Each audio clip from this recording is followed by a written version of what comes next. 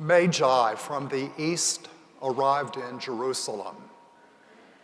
Those mysterious journeyers have captured the Christian imagination for the past 2 millennia. St. Matthew doesn't tell us how many Magi there were. We know the gifts are threefold: gold, frankincense, and myrrh. So later tradition identified the number as 3.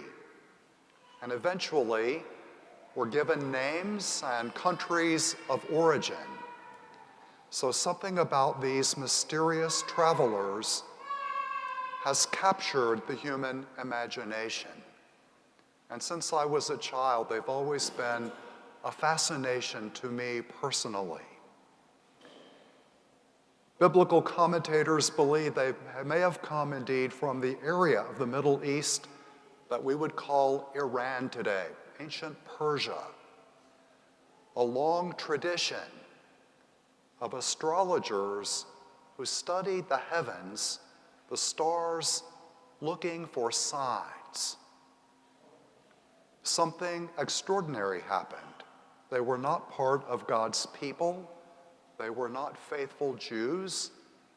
They were Gentiles, outsiders, people from way over yonder. Reminds us a bit about the original pilgrim who came even further from way over yonder in the area that we call Iraq today. Our father Abraham, who was called by God to make a great journey with Sarah, his wife, and that first great journey, a great pilgrimage of its own, had something of trust in God in it. Someone once said, Abraham had to be following God. We know that because he didn't know where he was going.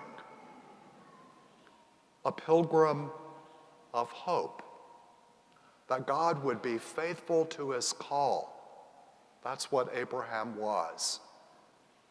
And mysteriously, these Magi also become pilgrims of hope.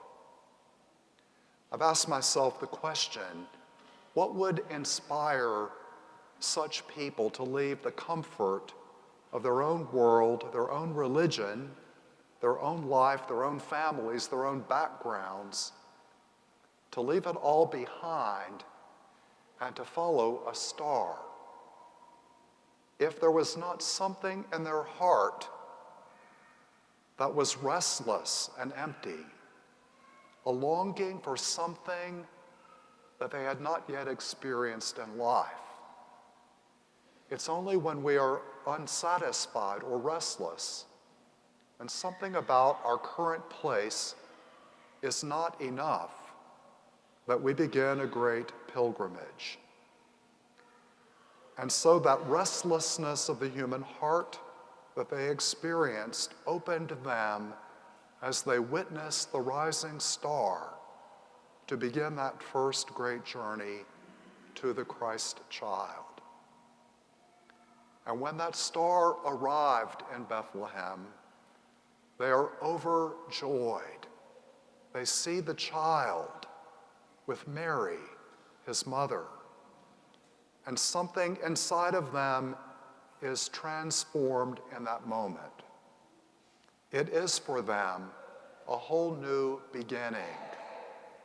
The longing of their heart must have been fulfilled when they recognized this vulnerable infant and knew that he was the answer that their hearts had been searching for their whole life long.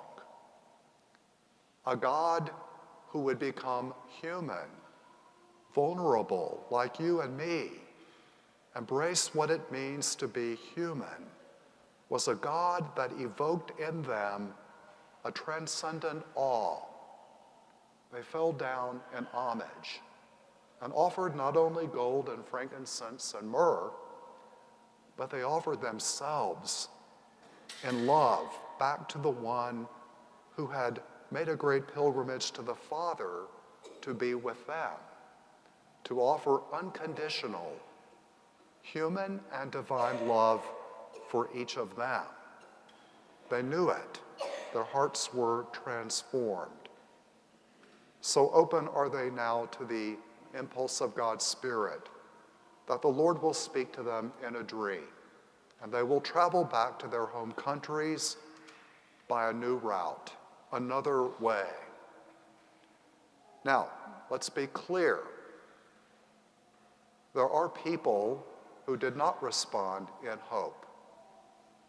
Think of Herod and the scribes, the experts in the law gathered around him in Jerusalem, who are greatly disturbed by what they hear. No pilgrimage of hope for them, but only fear that they will lose what they have. So instead of opening their hearts and beginning a journey of hope, they close in on themselves and try to hold on to what they've already received, which is never enough. If you know anything about the King Herod of history, you know that he was willing to kill his own children to prevent them from following after on his throne. He was a cruel tyrant, and the gospel story that shows what he will do after the fact and slaughtering the innocents is in character for Herod. A heart closed in on itself, not open to the mystery of love, eventually destroys not only itself, but those around it. Pope Francis recently wrote a beautiful encyclical on the Sacred Heart of Jesus, his divine and human love.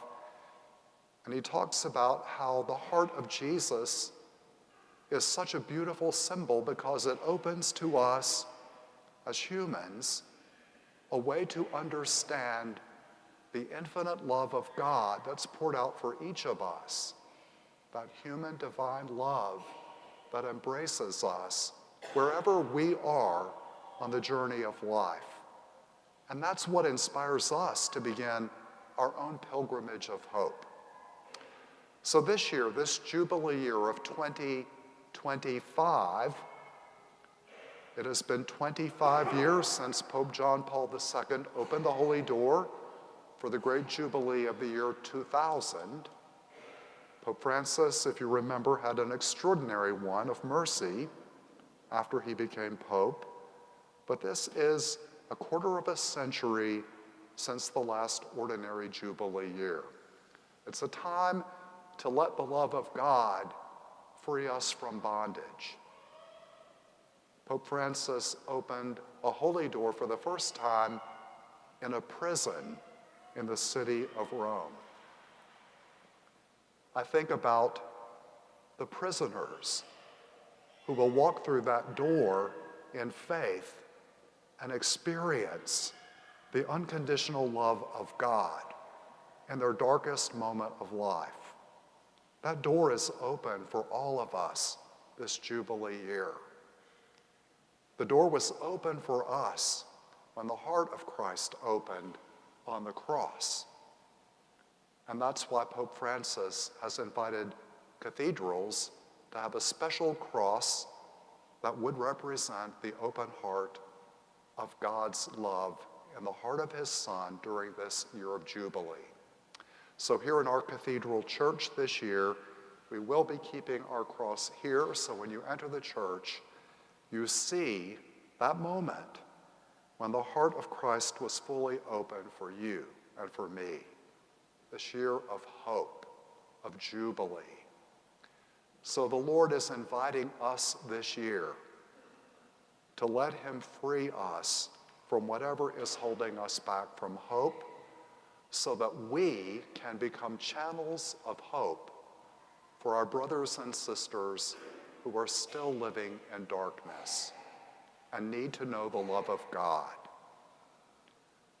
Let's take a quiet moment now to ask the Lord to open our hearts anew during this great Jubilee year, that we might be touched and transformed as were the Magi.